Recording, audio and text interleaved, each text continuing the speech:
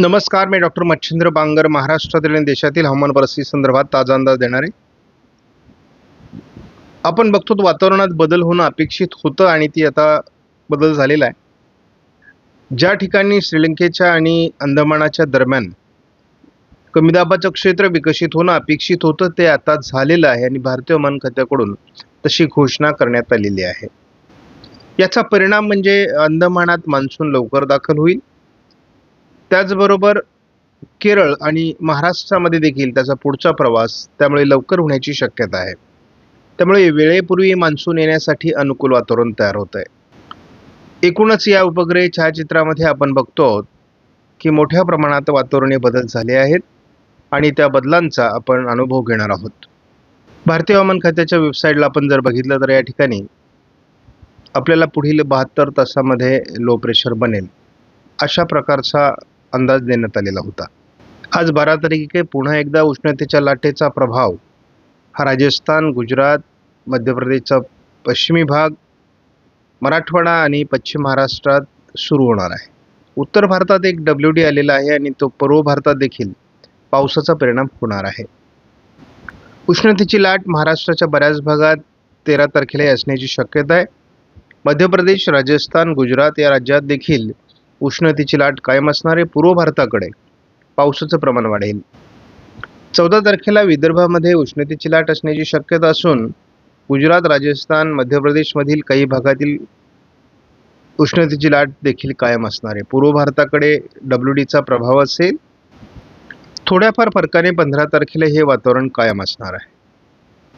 मात्र हवामानात एक बदल, बंगालच्या उपसागराच्या किनारपट्टी भागातील राज्यांमध्ये पावसाचं प्रमाण वाढतंय. 16 तारखेला मात्र वातावरणीय बदलात महाराष्ट्रात विशेष कुठलेही वातावरण असणार नाही आणि 17 तारखेलाही विशेष वातावरण असणार नाही. गेल्या 48 तासाचा विचार कर बंगालच्या उपसागराच्या किनारपट्टी भागात या सर्व ठिकाणी पाऊस झालेला आहे आणि थोडा उत्तर भारतामध्ये पावसाचा प्रभाव निर्माण झाला होता. कुलाबा वेधशाळेने दिलेल्या अंदाजामध्ये उष्णतेच्या लाटेचा प्रभाव 12 तारखेला उत्तर महाराष्ट्राच्या काही भागामध्ये दाखवण्यात आला आहे. 13 तारखेला देखील उत्तर महाराष्ट्राच्या काही भागात उष्णतेची लाट आहे. पश्चिम विदर्भाच्या काही भागात 14 तारखेला उष्णतेची लाट आहे आणि पश्चिम विदर्भामध्येच 15 तारखेला उष्णतेची लाट दाखवण्यात आली आहे. पावसाचा अंदाज कोणत्याही प्रकारे 15 तारखेपर्यंत कुलाबा वेधशाळेने दिलेला नाही. बंगालच्या उपसागरामध्ये तयार होणारं वादळी परिस्थिती ही पूर्व भारताकडे म्हणजेच पूर्व दिशेला म्यानमारकडे निघून जाईल असा अंदाज आहे. त्याच वेळेस गोव्याच्या दरम्यान एक सिस्टम विकसित होईल असा अंदाज आहे. गोव्याच्या दरम्यान तयार होणारी विकसित होणारी सिस्टम ही ओमानच्या दिशेने जाईल, तर बंगालच्या उपसागरातील सिस्टम ही म्यानमारच्या दिशेने जाईल आणि याचा 18 मे ते 25 मे हा कालावधी देण्यात आलेला आहे. मात्र 25 मे ते 1 जूनच्या दरम्यान होणारा कोकण किनारपट्टीला वादळी प्रभाव हा या ठिकाणी ECMW मॉडेलने स्पष्ट दाखवला आहे. त्याच वेळेस ECMW मॉडेलने एक सायक्लोनिक सर्क्युलेशन म्हणजेच एक चक्रीवादळ बंगालच्या उपसागरात लवकरच आकार घेईल असा देखील अंदाज देण्यात आलेला आहे. भारतीय उपखंडामध्ये बनणाऱ्या वेगवेगळ्या सिस्टम किंवा हवामान वादळी प्रणाल्या यांची दिशा ही सुरुवातीला अनिश्चित असते. त्यामुळे या सर्व हवामान प्रणाल्यांचा ट्रॅक कोणत्याही मॉडेलला लवकरात या कालावधीमध्ये ट्रॅक होत नाही आणि त्यामुळे या हवामान प्रणालींना मिसिंग हवामान प्रणाली असं म्हटलं जातं. CFS मॉडेलचा अंदाज सातत्याने बदलतोय. आता सध्या जूनमधल्या पावसाच्या अंदाजासंदर्भात महाराष्ट्राच्या उत्तरेकडून म्हणजे विदर्भ आणि उत्तर महाराष्ट्रात पाऊस कमी दाखवला असून पश्चिम महाराष्ट्र, मराठवाडा आणि मध्य महाराष्ट्र, कोकणात जोरदार पावसाचा अंदाज जूनमध्ये देण्यात आला आहे. आता बंगालच्या उपसागरामध्ये कमी दाबाचं क्षेत्र विकसित झालंय.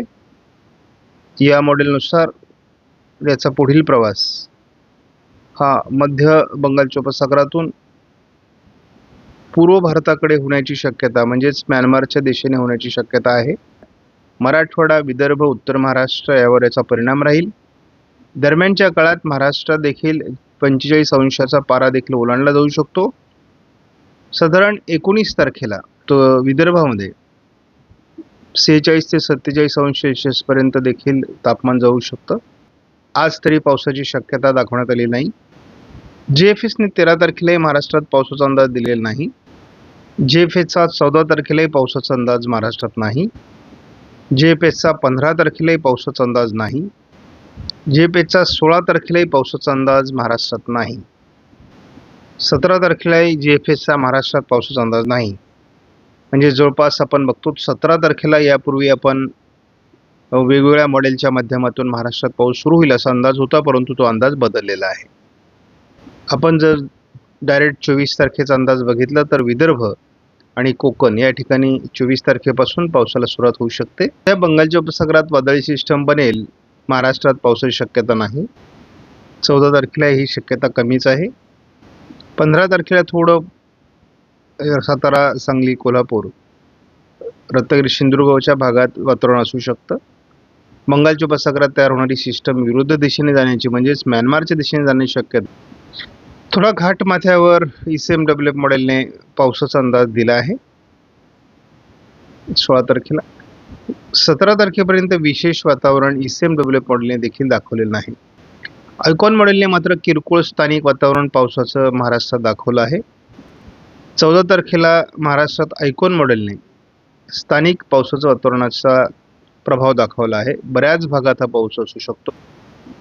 15 तारखेपासून आयकॉन मॉडेलने पश्चिम महाराष्ट्र अगदी पुण्यापासून तर रत्नागिरी, सिंधुदुर्गपर्यंत, कोल्हापूर, सांगली, सोलापूर भागात पावसाचा अंदाज दिलाय. 16 तारखेला देखील तुरळक वातावरण असणार आहे. 17 तारखेपासून मात्र हे वातावरण कमी होत आहे. भारतीय हवामान खात्याने बंगालच्या उपसागरात दाखवलेली चक्राकार स्थिती किंवा कमी दाबाचं क्षेत्र हे कशा पद्धतीने विकसित होत आहे आणि पुढे कशा पद्धतीने त्याचा प्रवास होईल यावर आपण थोडं लक्ष केंद्रित केलं तर भविष्यामध्ये हे क्षेत्र फारसं प्रभावी बनणार नाही अशा प्रकारचा अंदाज या ठिकाणी देण्यात आला आहे. बंगालच्या उपसागरात बनत असलेली सिस्टम ही महाराष्ट्रावर फारसा परिणाम करणार नाही अशा प्रकारचा अंदाज आहे. 13 तारखेला ही सिस्टम लवकरात लवकर मान्सून हा अंदमानात सक्रिय करण्यासाठी मदत करेल असा अंदाज आहे. आपण बघतो 14 तारखेला देखील या प्रणालीचा प्रभाव हा अंदमानातील पावसांवर असणार आहे. तसा 16 किंवा अगदी 17 तारखेपर्यंत आपण अंदाज जरी बघितला तरी पुढील 5 दिवसात महाराष्ट्रात विशेष पावसाची शक्यता नाही. उद्या देखील घाट माथ्यावर थोडं पावसाच पोषक स्थिती दाखवण्यात आलेली आहे. अगदी रायगड, रत्नागिरी, सिंधुदुर्गपर्यंत ठिकठिकाणी पाऊस होईल असा अंदाज दिलाय. अगदी पुण्यापासून कोल्हापूरपर्यंत 14 तारखेला आयकॉन मॉडेलने पावसाचा अंदाज दिलेला आहे. थोडं हे स्थानिक वातावरण आहे. 15 तारखेला देखील हे स्थानिक वातावरणाचा प्रभाव अगदी अहिल्यानगर पश्चिमपासून तर कोल्हापूरपर्यंत असेल. बीड, लातूर, नांदेड, धाराशिव, सोलापूर, सांगली, कोल्हापूर या भागात 15 तारखेला पावसाचा अंदाज आयकॉन मॉडेलने काही प्रमाणात दाखवला आहे. आयकॉन मॉडेलने कोल्हापूर आणि सोलापूरच्या दक्षिणेला, सांगलीच्या दक्षिणेला 16 तारखेला पाऊस दाखवला आहे.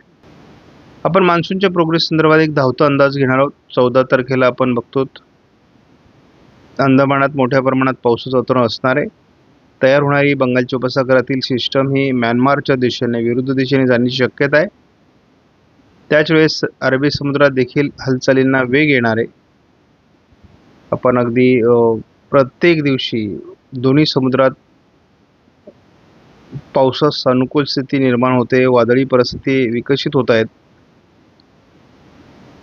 त्यामुळे अंदमानात मान्सून वेळेत येईल, परंतु त्याचा पुढचा प्रवास हा धीम्या गतीने होण्याची शक्यता आहे.